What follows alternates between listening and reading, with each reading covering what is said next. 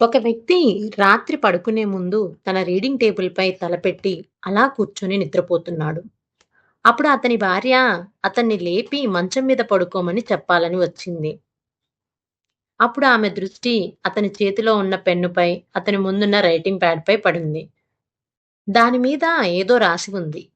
ఆమె తన భర్తను కదిలించకుండా ఆయన రాసిన దాన్ని నిశ్శబ్దంగా చదవసాగింది.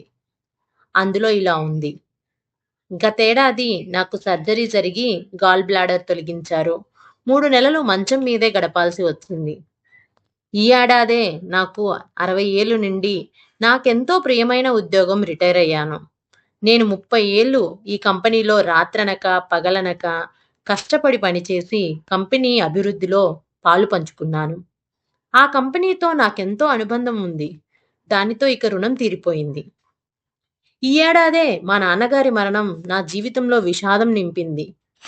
ఈ ఏడాదే నా కొడుకు కారు ప్రమాదం వల్ల మంచం పట్టి మెడికల్ ఎగ్జామ్ ఫెయిల్ అయ్యాడు.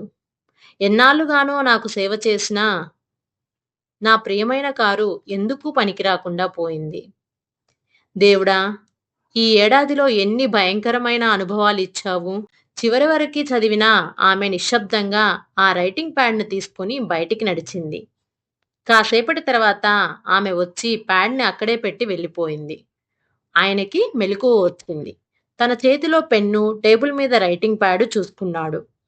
దాని మీద తను రాసింది కాకుండా ఇంకేదో రాసి ఉండడం గమనించి చదవడం ప్రారంభించాడు.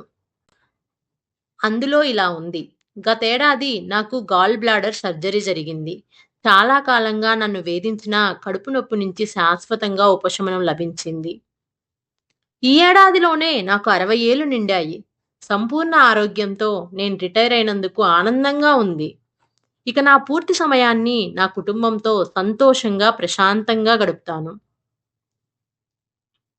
ఈ ఏడాదిలోనే మా నాన్నగారు 95 ఏళ్ల వయసులో ఎవరితోనూ చేయించుకోకుండానే, ఎలాంటి ఇబ్బంది లేకుండానే ప్రశాంతంగా సహజ మరణం చెందారు. ఈ ఏడాది నా కొడుక్కి పునర్జన్మనిచ్చింది. కారు ప్రమాదంలో కారు నుజ్జునుజ్జయినా నా కొడుకు ప్రాణాలతో బయటపడ్డాడు. కార్‌కి వచ్చిన ఇన్సూరెన్స్ డబ్బులతో మరో కొత్త కారు కొనుక్కున్నాను. హే భగవాన్! ఈ ఏడాది ఇంత సంతోషాన్ని మిగిల్చావు. ఈ ఏడాదిని ఎంత అద్భుతంగా ముగించావు. అంతా చదివిన ఆయన చుట్టూ ఓసారి చూశాడు. కర్టెన్ వెనకాల తన భార్య నీడను గమనించి జరిగింది అర్థం చేసుకున్నాడు. తన భార్యను మనసులోనే అభినందించుకున్నాడు. ఎంతో ప్రోత్సాహభరితంగా ఉన్న ఆ వాక్యాలు చదివిన ఆయన భగవంతునికి తన కృతజ్ఞతలు తెలుపుకుంటూ సంతృప్తిగా నిట్టూర్చాడు. చాలా వరకు సమస్యలు మన ఆలోచనా దృక్పథం నుంచి ఉద్భవించినవే.